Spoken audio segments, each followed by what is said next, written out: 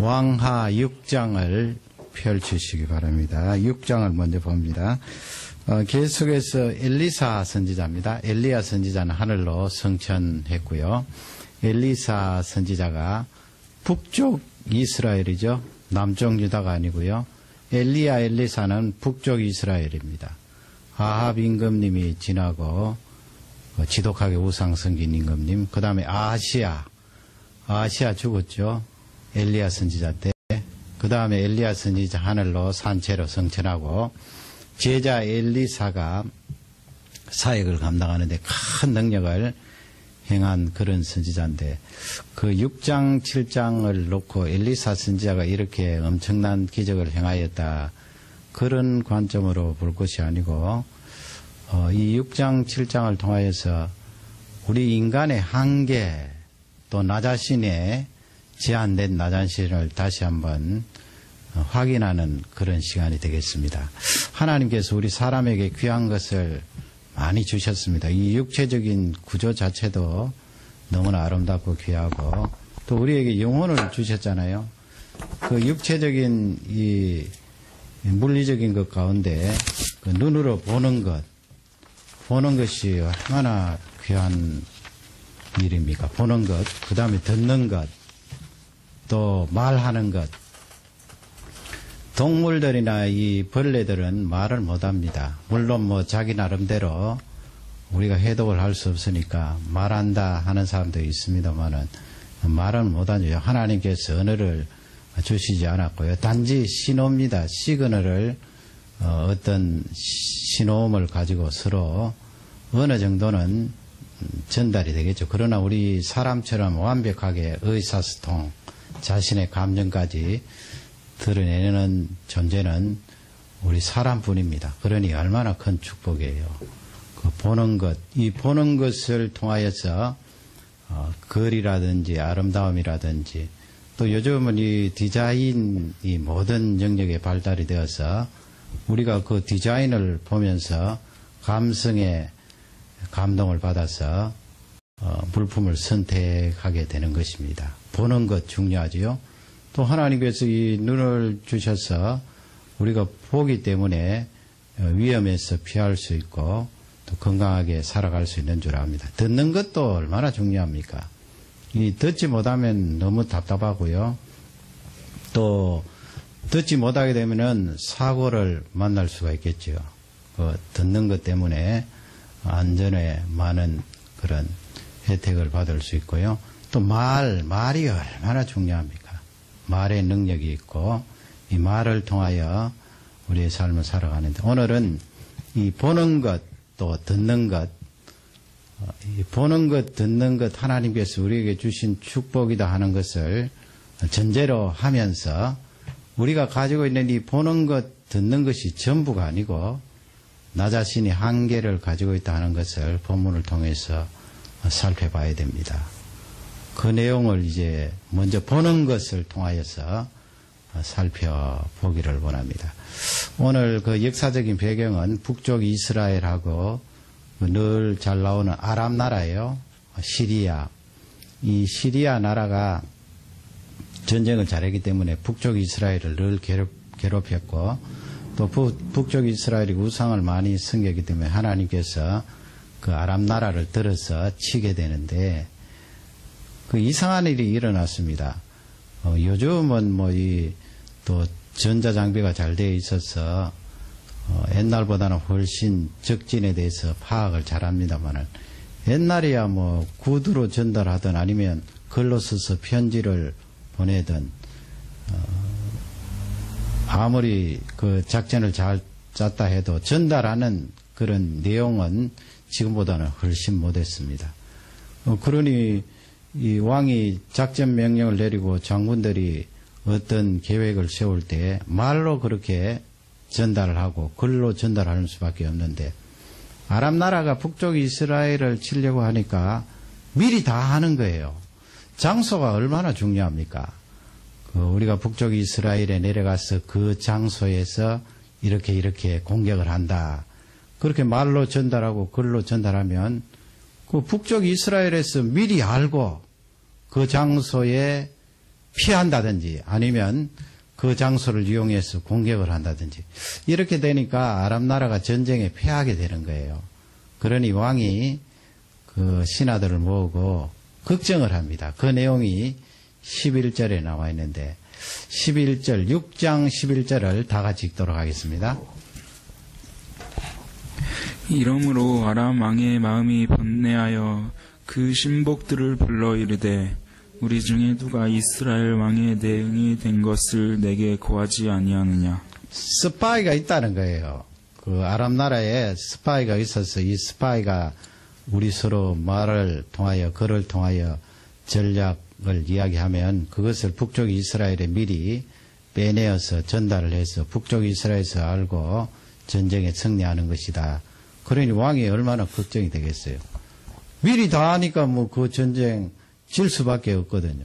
그렇게 걱정을 하고 염려를 하고 있는데 12절 말씀에 보면 신하 중에 하나가 그 사실을 이야기해요. 그 내용이 무엇인가요? 12절을 다 같이 읽겠습니다. 그 신복 중에 하나가 가로되 우리 주 왕이여 아니로소이다. 오직 이스라엘 선지자 엘리사가 왕이 침실에서 하신 말씀이라도 이스라엘 왕에게 고하나이다. 그 사람은 정확하게 알고 있었던 거예요. 엘리사 선지자가 임금님께서 침실에서 소곤소곤 이야기했더라도 그 내용을 다 알고 미리 계획을 잡습니다. 뭐 엘리사 선지자가 신통한 능력이 있어서 그런 것이 아니고요. 하나님께서 엘리사 선지자에게 미리 가르쳐 주신 거죠. 그 사역을 하게 하시려고. 가르쳐 주시니까 알지. 엘리사 선지자가 무슨 천리안이 있어서 그렇게 알겠습니까? 이 신하는 엘리사 선지자가 그렇게 영감을 가지고 하나님의 말씀에 따라 대책을 세우고 우리의 작전을 미리 안다. 그렇게 왕에게 이야기하니까 왕이 이제 한 가지 계획이 생각이 났습니다. 당장 북쪽 이스라엘에 내려가서 엘리야가 있는 그 도성에 내려가서 엘리사 선지자를 잡으면 된다 해서 군사들을 내려보내는데 그곳이 어딘가 하면 도단이라는 곳입니다. 북쪽 이스라엘에 있지요. 엘리사 선지자가 거기에 머물렀는데 아랍 나라 군사들이 왕의 명령을 받고 도단으로 이제 내려옵니다. 엘리사를 잡기 위해서. 아침에 사환이 심부름하는 이 심부름군이 일찍 일어나 보니까 도단 성읍 주위에 아랍 나라 군대가 뺑 둘러서 포위를 하고 있거든요. 얼마나 두렵겠어요. 놀랍고요. 그러니 그 이야기를 선생님께 부들부들 떨면서 이야기를 합니다. 그 이야기를 들은 엘리사 선생님이 16절에 무엇이라고 말합니까? 그 16절 이하로 쭉 보면은 우리 사람의 눈이 한계가 있다는 것을 잘 알려주고 있습니다. 16절을 다 같이 읽도록 하겠습니다. 대답하되 두려워하지 말라. 우리와 함께한 자가 저와 함께한 자보다 많으니라 하고.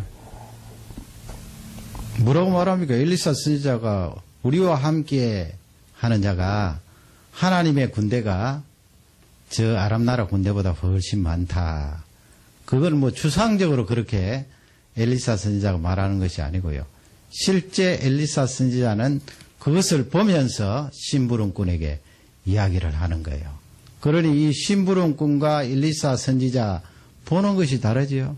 심부름꾼은 우리가 보통 가지고 있는 눈의 한계를 그대로 실감, 절실히 느낍니다. 17절 보면은 확 열어주잖아요. 그 눈을 17절을 다 같이 읽겠습니다.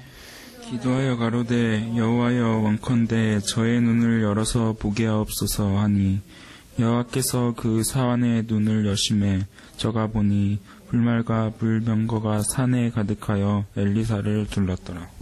그 얼마나 놀라워요.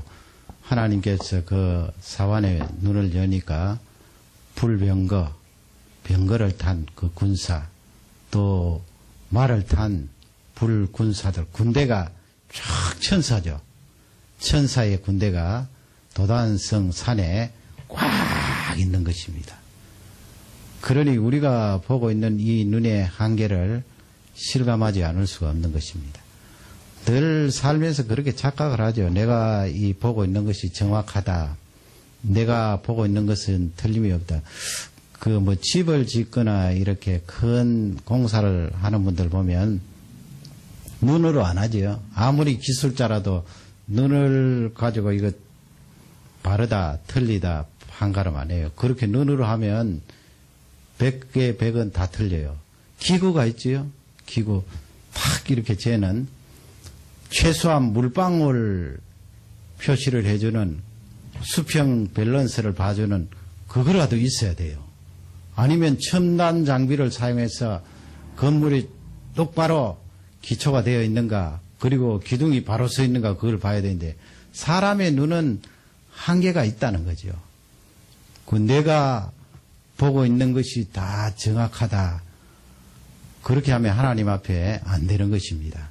하나님께서 우리에게 눈을 주신 것은 이 우주 만물을 바라보면서 하나님이 살아계심을 찬양하고 기뻐 노래하고 그 아름다움을 하나님 앞에 감사로 나타내고 또 하나님이 주신 내 옆에 있는 사람들을 보고 감사하고 또 하나님의 말씀을 읽고 많은 사람들에게 선행을 하라고 이 아름다운 눈을 주셨지요.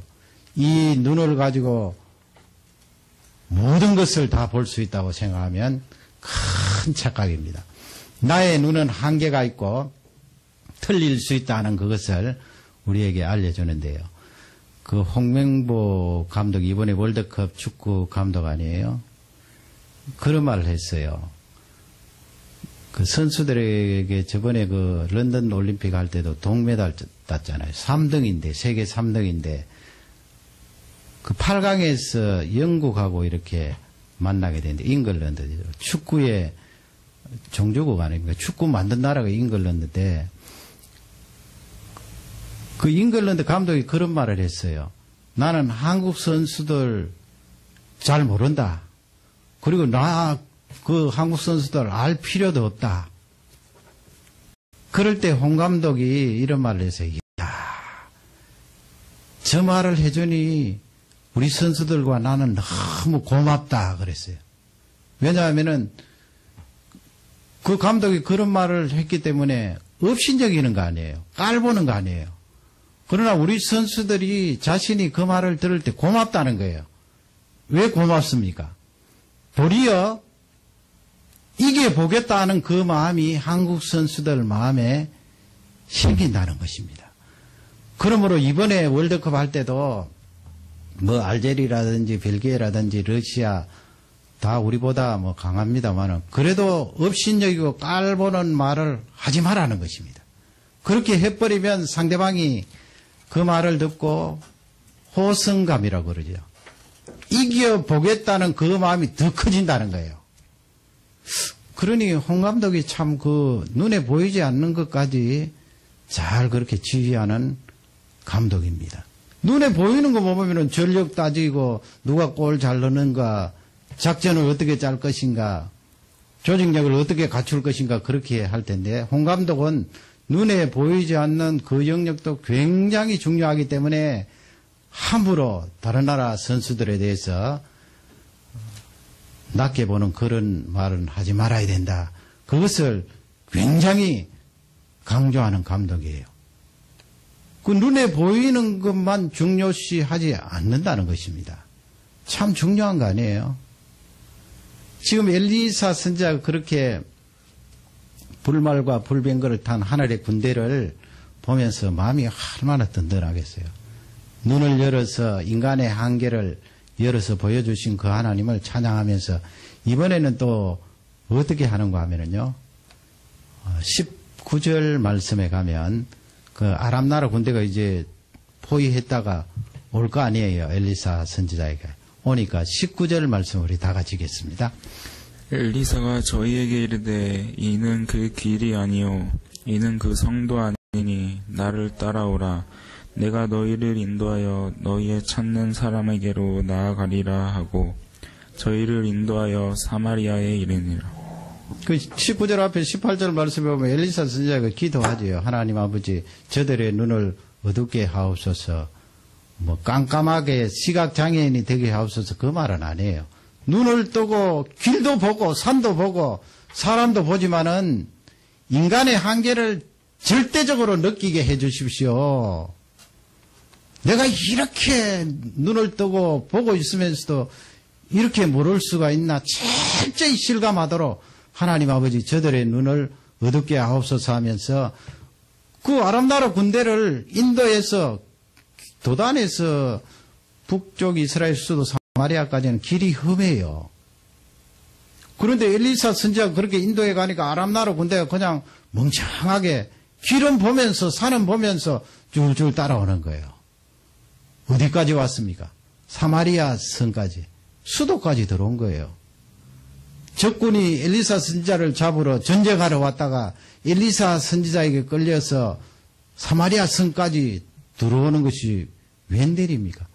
그거 다 죽게 돼 있거든요. 그리고 20절에 엘리사 선지자가 다시 기도를 하죠. 20절을 다 같이 읽겠습니다. 사마리아에 들어갈 때에 엘리사가 가로되 여호와여 이 무리의 눈을 열어서 보게 하옵소서 하니 여호와께서 저희의 눈을 여심해 저희가 보니 자기가 사마리아 가운데 있더라. 그 얼마나 놀랄 일이에요. 아랍나라 군대가 믿지 않는 그 사람들이 그렇게 눈이 열리니까 아이고 이제 우리는 죽었다. 사마리아 성 안에 왔구나.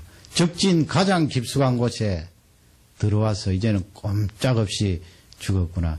나중에 엘리사 선지자가 이야기를 해서 식사 대접을 잘하고 다시 돌려보냈습니다. 그 아랍나라 군대 그 사람들 그렇게 해서 다 죽인 거 아니에요. 하나님께서 그렇게 눈을 어둡게 하시고 또 눈을 열어주셔서 아랍나라 군대가 자신이 이 육안으로 보는 이 시각이 얼마나 제한되어 있다는 것을 그들에게도 알려주시고 수천 년 뒤에 사는 우리에게도 알려주신 귀한 말씀이에요. 내가 보고 있는 거 한계가 있는 거예요. 그것을 실감하고 내가 보고 있는 거 한계가 있으므로 나는 아무것도 할 수 없다가 아니고요. 하나님께서 나에게 주신 이 눈을 통하여 무엇을 해야 될 것이며 하나님 앞에 내가 그 한계를 느끼며 어떻게 무릎을 꿇어야 될 것인지 그 부분에 대해서 늘 생각하라는 귀한 말씀입니다. 그 다음에는 듣는 거예요. 듣는 것. 듣는 것도 100% 내가 맞는 것 아니죠. 우리 사람은 한계를 가지고 있습니다. 그 내용이 어디에 있을까요? 이 아랍나라가 나중에 또 일이에요. 다시 북쪽 이스라엘을 침략을 해서 이번에는 많은 군대를 보내어서 사마리아 성을 삥 둘러 포위를 했어요. 옛날에는 성을 이렇게 포위해서 한두 달도 아니고 몇 년씩 그렇게 지키고 서 있으면 성 안에 있던 사람이 성 바깥에 나갈 수가 없잖아요. 성 바깥에 나가서 농사도 짓고 또 채소도 각국에서 먹어야 되는데 딱 포위를 하고 있으니까 양식 떨어지면 어떻게 됩니까? 그래서 이 왕하 6장에 보면 사람을 잡아먹어요.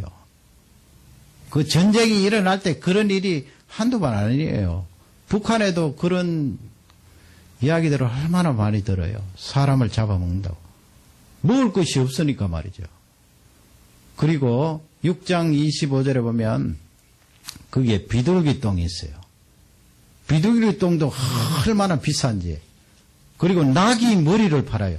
이스라엘 백성들은 낙이는 부정한 짐승이라고 해서 먹지 않아요. 그리고 머리를 어디다 쓸까요? 머리. 낙이 머리가 뭐 살이 붙어 있습니까? 그 머리는 잘 먹지 않는데 머리 하나의 가격이 얼마인가 하면 노동자가 1년 일해야 될 그런 품삯이에요. 그러니 얼마나 먹을 것이 없다. 사람들이 먹을 것이 없어서 굶어 죽고 있다는 것을 잘 알고 있어요. 알려주고 있습니다. 그런 상황 가운데 이 아랍나라가 계속해서 진을 치고 포위를 하고 있는데 하나님께서 그 아랍나라 군대가 이상한 소리를 듣도록 하셨습니다. 그게 무엇인가 하면 7장 6절입니다. 7장 6절을 찾아서 다 같이 읽도록 하겠습니다. 이는 주께서 아람 군대로 병것소리와 말소리와 큰 군대의 소리를 듣게 하셨으므로 아람 사람이 서로 말하기를 이스라엘 왕이 우리를 치려하여 햇사람의 왕들과 애굽 왕들을 저희로 우리에게 오게 하셨다 하고. 눈만 그런 게 아니고요. 이 귀를 잘 듣는 사람들, 나는 귀가 밝다. 모든 것을 100% 들을 수 있다. 내가 듣는 것은 정확하다. 하나님 앞에, 하나님에게 그런 자세로 나아가서는 안 되는 것입니다. 지금 아람 나라 군대에게 하나님께서 이 말소리, 병거 소리, 큰 군대 소리를 들려주셨어요. 그 들려주신 것을 이 사람들은 잘못 들은 거예요. 잘못 들은 거예요. 야, 이스라엘 백성들이 헷 사람에게 돈을 주고 이집트 사람에게 돈을 주어서 저 군대와 말들을 동원을 했구나. 야, 이제는 우리가 죽었다 도망가자.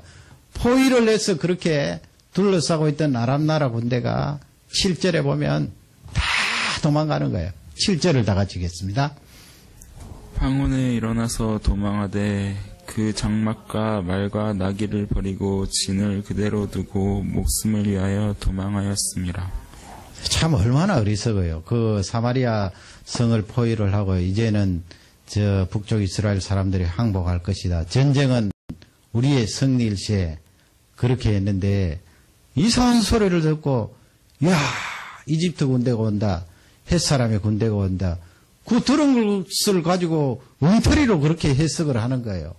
그리고 다 버려두고 말과 나귀, 먹을 것, 가지고 온 것 다 그 자리에 두고 날 살려라 하면서 도망치는 것입니다.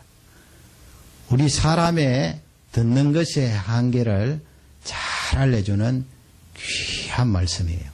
그러면 오늘 저녁에 두 가지 보는 것, 듣는 것, 내가 한계를 가지고 있다. 한계를 가지고 있으면 어떻게 적용을 해야 됩니까? 무엇을 적용하라는 말씀입니까?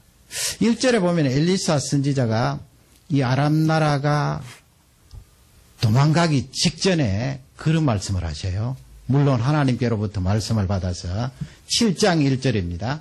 7장 1절을 우리 다 같이 읽겠습니다. 엘리사가 가로되 여호와의 말씀을 들지어다. 여호와께서 가라사대 내일 이맘때에 사마리아 성문에서 가루 한 스아에 한 세겔을 하고 보리 두 스아에 한 세겔을 하리라 하셨느니라. 뭐 스아 하니까 잘 감이 오지 않는데 앞쪽에 그 비둘기 똥에 한 5분의 1 돼요. 가격이. 너무 먹을 것이 없으니까 비둘기 똥을 말려서 먹었는데 그게 양식도 아니잖아요. 그게 그토록 비쌌는데 내일 되면 엘리사 선지자가 비둘기 똥 사 먹었던 그 5분의 1 가격으로 양식을 사 먹을 것이다. 그러니 해방이 되고 아람 나라를 이길 수 있다는 그런 말씀이에요. 그러면 오늘 저녁에 적용해야 될 것은 우리의 보는 것, 듣는 것 한계가 있기 때문에 어떻게 해야 됩니까? 나를 의지하면 안 돼요. 눈에 보이는 거 눈이 좋고 하니까 너무나 잘 보이고 정확히 본다고 생각하고 그 정확히 보는 것 때문에 내 판단도 정확하다고 생각하고 하나님을 의지하는 것까지 양보를 안 해요. 내가 정확하게 보고 정확하게 듣고 정확하게 판단하기 때문에 하나님을 의지하는 것보다 나 자신을 의지하는 그것이 더 커요. 내 고집, 내 야성이 그토록 크다는 것입니다. 눈에 보이는 그것 때문에, 듣는 것 때문에 내가 이토록 정확하게 듣고 보고 판단을 하는데 내 판단보다 더 귀한 판단이 어디에 있는가? 그 하나님은 두 번째예요. 그러니 이 말씀을 통하여 너희들이 정확하게 보고 듣는다고 생각하지만 절대적으로 너 자신을 의지하지 말고 하나님을 바라보고 의지하라는 메시지예요. 그 기준이 무엇입니까? 하나님의 말씀이잖아요. 엘리사 선지자가 하나님께로부터 말씀을 받아서 내일 이와 같은 일이 일어나겠다. 그런 말씀을 주신 거예요. 그 말씀을 기준으로 평가를 하고 판단을 하라. 그런 말씀입니다. 그렇지 않고 이스라엘 백성들이 눈에 보이는 그것으로 판단을 하면 이런 일이 일어날 수가 없죠. 내일 어떻게 그런 일이 일어날 수 있어? 지금 여전히 아람 진영이 저렇게 견고하게 진을 치고 있는데 눈에 보이지 않느냐? 내일 어떤 일이 일어나? 그리고 귀로 듣는 것, 저 아람 나라의 군대 함성을 들을 수 있지 않느냐? 그러므로 내일 절대 그런 일이 일어날 수가 없다. 그러나 하나님의 말씀은 너희들의 보는 것, 듣는 것이 기준이 아니고 하나님의 말씀이 기준이다 하는 것을 알려주고 너 자신을 의지하지 말고 하나님을 바라보고 의지하라는 철저한 메시지가 되겠습니다. 내가 성공하고 내가 이 세상에서 귀하게 쓰임받기 위해서는 이것이 절대적으로 필요한 원리예요. 하나님을 의지하세요. 하나님을 바라보세요. 그리고 그 기준은 하나님의 말씀을 기준으로 나아가면 반드시 그 길은 바른 길인 것입니다. 이 말씀이 우리에게 축복이 되기를 주님의 이름으로 축원합니다. 하나님